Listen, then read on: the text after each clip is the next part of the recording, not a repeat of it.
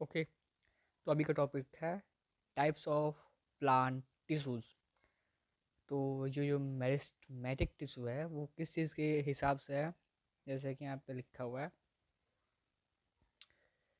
Plant tissues can be classified as growing और meristematic tissue and permanent tissue. Plant tissue के growth के हिसाब से लिखा हुआ है मेरिस्टेमेटिक टिश्यू और जो है आपका परमानेंट टिश्यू। तो हम लोग मेरिस्टेमेटिक टिश्यू को फर्स्ट ऑफ ऑल क्लियर करते हैं।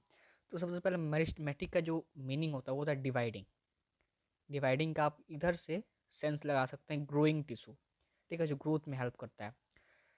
मेरिस्टेमेटिक का मतलब होता है डिवाइडिंग टिश्यू। ओके, मेरिस्टेमेटिक में टिश्यू मतलब डिवाइडिंग टिश्यू जिसके पास एबिलिटी है डिवाइड करने का, ग्रोथ करने का। तो आते हैं देखते हैं, ये आपका एक एग्जाम्पल है, ठीक है, इस फिगर से आपको समझाना चाहता है। तो मेरिस्टेमेटिक टिश्यू थ्री टाइप्स के होते हैं, apical meristem, intercalary meristem, lateral meristem. Okay, अब तीनों का जो जगह है, रीजन है, क्योंकि हमने इसके पहले पढ़ा था कि ग्रोथ जो होता है वो कुछ ही रीजन्स में होता है, इधर लिखा हुआ है, ठीक है, the growth in plants is limited to certain reasons.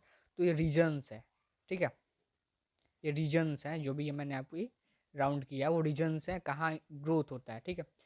तो ये एपिकल मेरिस्टेम है। तो एपिकल का मतलब क्या होता है, एपिक्स का मतलब होता है टॉप, हाईएस्ट। ओके, तो एपिकल मेरिस्टेम मतलब क्या, उसके लेंथ में सपोर्ट करेगा, वो टॉप पे प्रेजेंट होता है। जो एपिकल मेरिस्टेम टिश्यू होता है वो किसी भी प्लांट के स्टीम या रूट में होगा, जहाँ से वो ग्रोथ कर सकता है, उसके टॉप पे होगा, ठीक है।